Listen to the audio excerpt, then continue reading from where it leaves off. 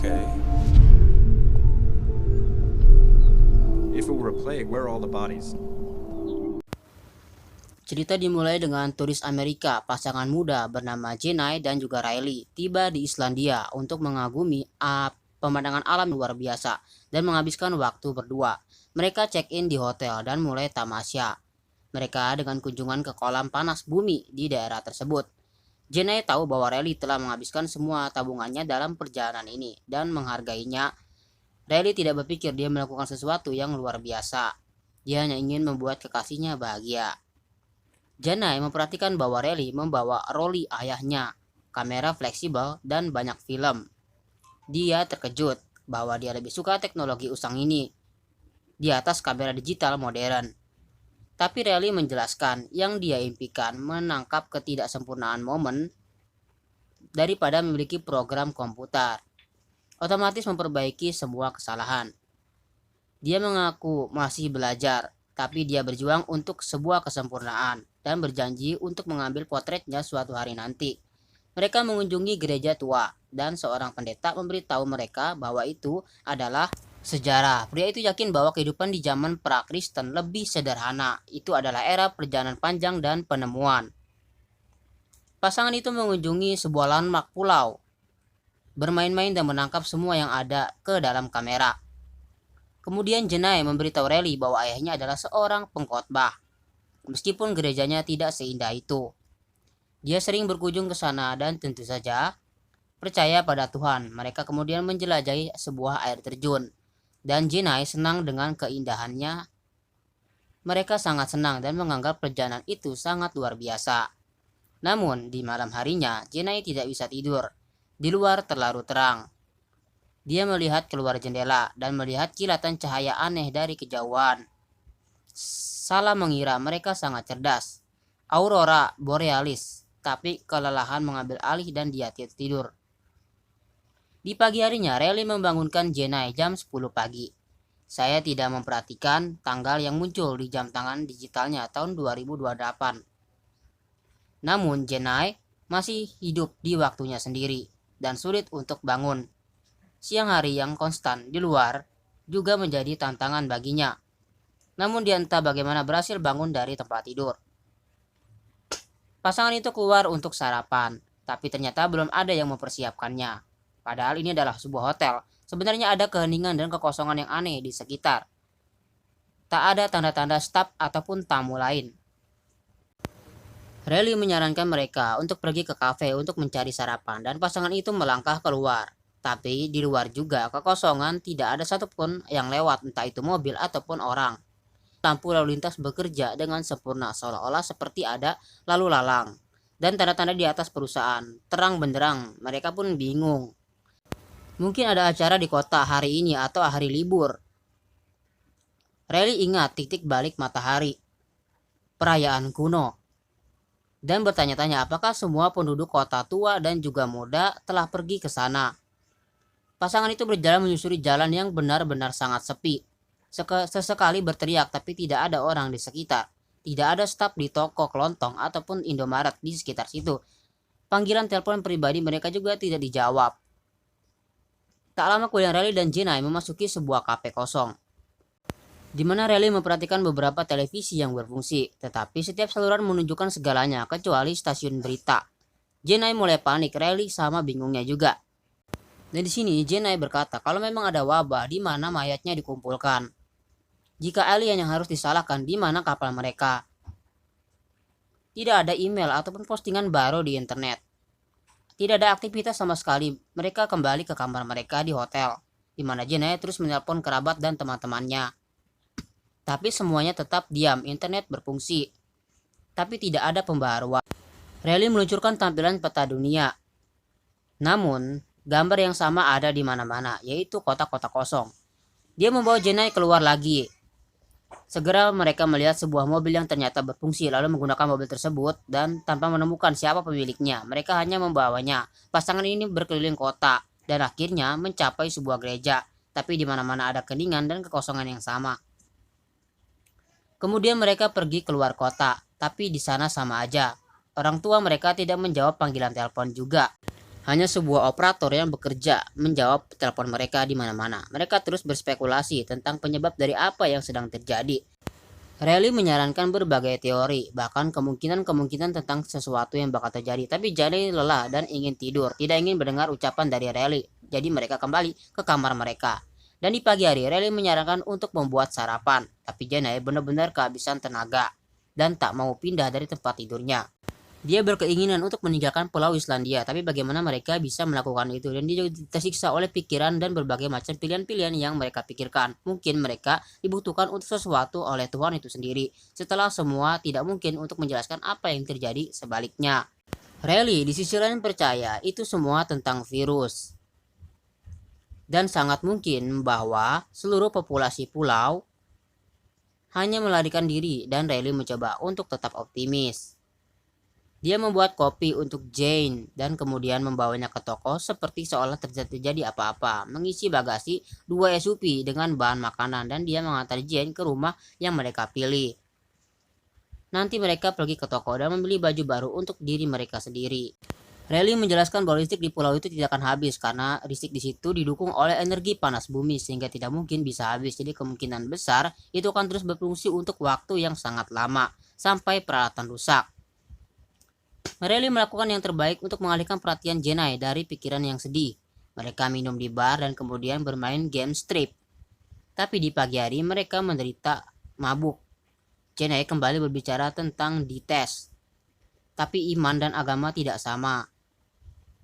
Dan siapa yang tahu apa yang Tuhan rencanakan? Namun untuk saat ini, setidaknya dunia ini hanya milik mereka berdua. Mereka terus berkeliling pulau. Dan Riley memotret Jenny di semua tempat indah suatu hari nanti. Mereka menemukan kolam panas bumi dan menikmati mandi di sana. Mereka menemukan kolam dan bercinta dan tidur tepat di rumputnya. Ketika mereka bangun, Jenny mengagumi keindahan alam pulau yang ada di pulau tersebut, sementara Riley tanpa lelah memotretnya. Suatu hari mereka pergi untuk membeli bahan makanan, dan sementara Jenny real. Riley mengendarai keranjang belanjanya, jatuh dan melukai lengannya. Dalam harinya, ia mengajak Jenny makan malam romantis. Pasangan berdandan dan Jenny merias wajahnya secantik mungkin, tapi begitu mereka duduk di meja, dia segera memulai percakapan yang tidak menyenangkan. Karena dia tidak bisa berhenti memikirkan apa yang terjadi di siang hari.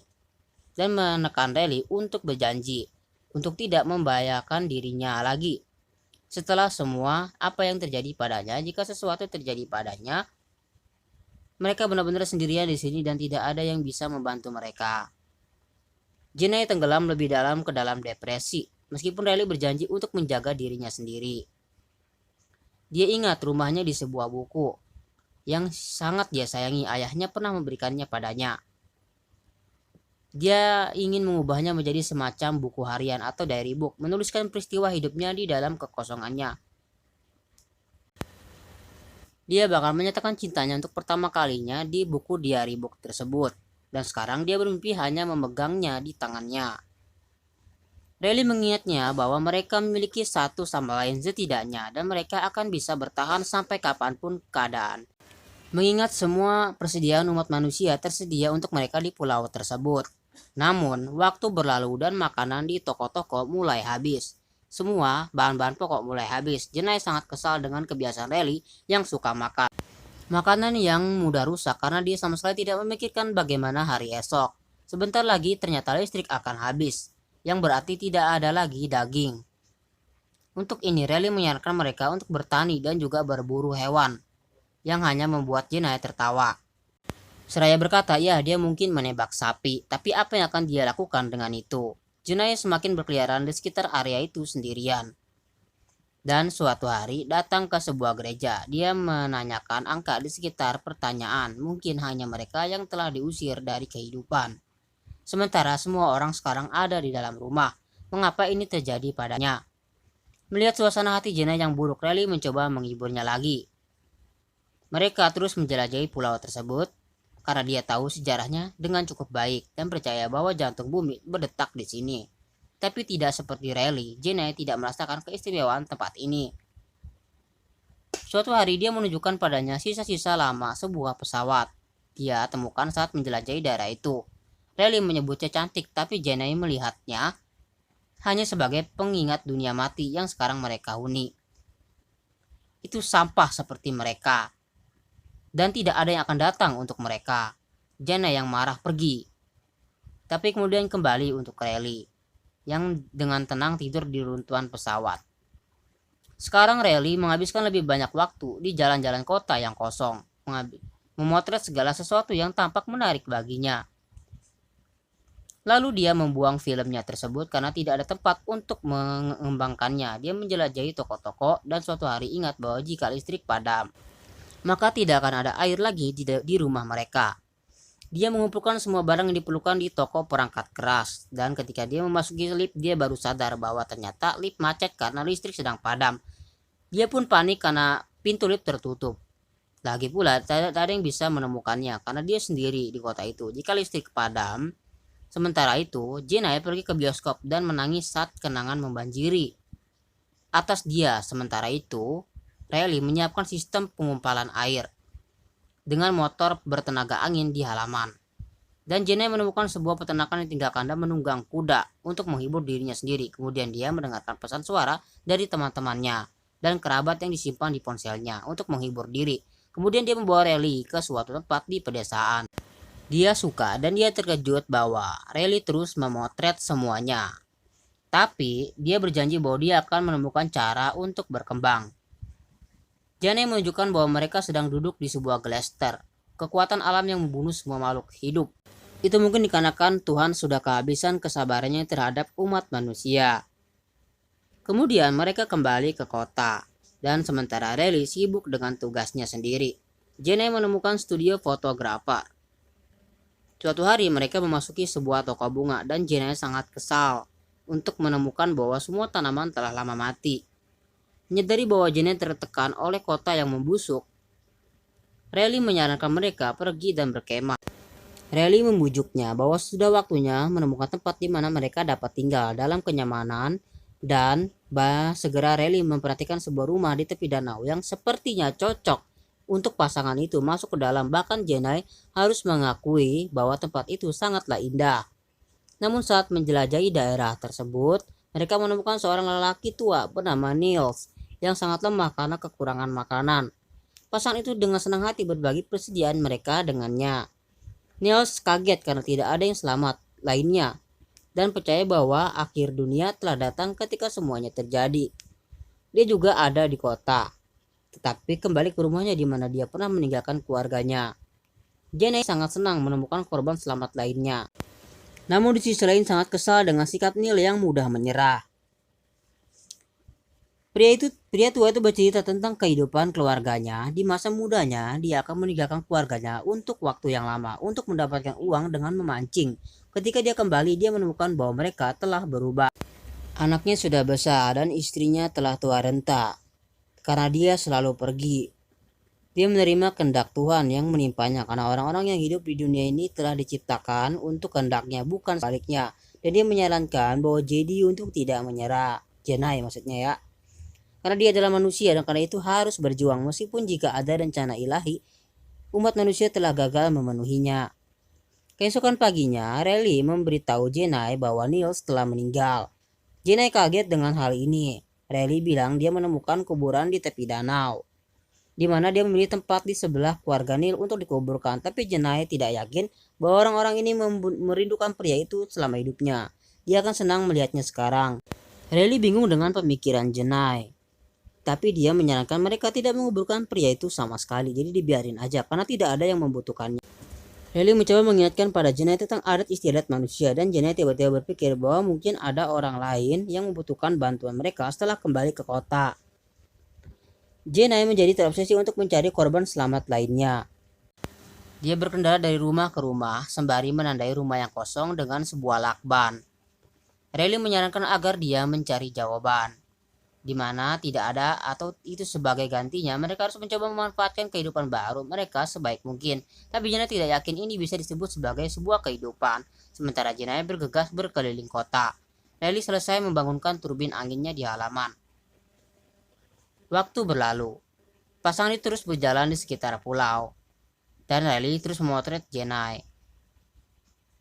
Suatu hari dia membawanya ke sebuah air terjun dan mengatakan bahwa air selalu hidup. Ia mengalir dan membeku, lalu air selalu meleleh dan mengalir lagi seperti kehidupan. Seraya menyampaikan bahwa tidak ada hari kemarin ataupun hari esok, yang ada hanya hari ini, dan kita harus memanfaatkan sebaik-baiknya. Namun di sini Jenai menyela Rally dengan menciumnya. Dan pada saat itu juga kemudian mereka kembali ke rumah. Dan Jenai memperhatikan bahwa air mereka sudah mulai habis. Dia mencuci piring di baskom, sementara Rally pergi untuk tidur. Tiba-tiba dia melihat email di laptopnya. Jenai membukanya dengan gentar dan menangis saat menyadari itu foto dari Rally. Pagi datang, Rally pergi ke dapur, di mana sebuah amplop besar ditunjukkan kepadanya. Dia menghubungkan sistem air dan membuka sebuah amplop tersebut. Di dalamnya ada foto cetak Jenai. Tapi garis itu sendiri tidak bisa ditemukan. Dan ini mengkhawatirkan Rally. Dia bergegas keluar untuk menemukannya, mengunjungi semua tempat yang mereka sukai. Sementara itu sistemnya mulai bekerja, dan air mengalir di dalam rumah mereka tanpa perlu listrik karena sudah menggunakan sistem yang mereka buat. Rally terus berkeliling pulau dan akhirnya menemukan jasad Jenai mengambang di kolam panas bumi. Menyadari bahwa dia melakukan ini secara sukarela. Dia pada awalnya juga ingin mengakhiri hidupnya dan melompat ke dalam air. Tetapi segera dia muncul kembali dan memanjat keluar.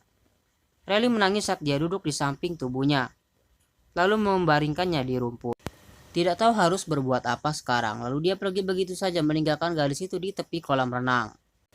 Larry memutuskan untuk pergi dan masuk ke dalam mobil dan melaju ke jalan raya, mengemudi untuk waktu yang lama tanpa memegang setir kemudinya. Tapi lambat laun tangannya lebih rendah masuk ke bawah setir, tapi dia dengan kuat mencengkeramnya, seolah memutuskan untuk tetap hidup.